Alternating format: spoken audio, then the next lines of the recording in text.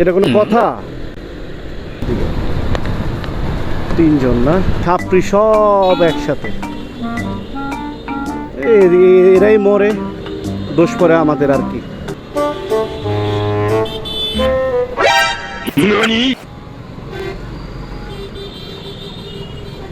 মাথা নড়ায়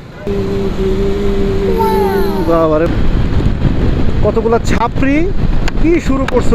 কেমন আলাইকুম বড় ভাই। এটা কোনো কথা?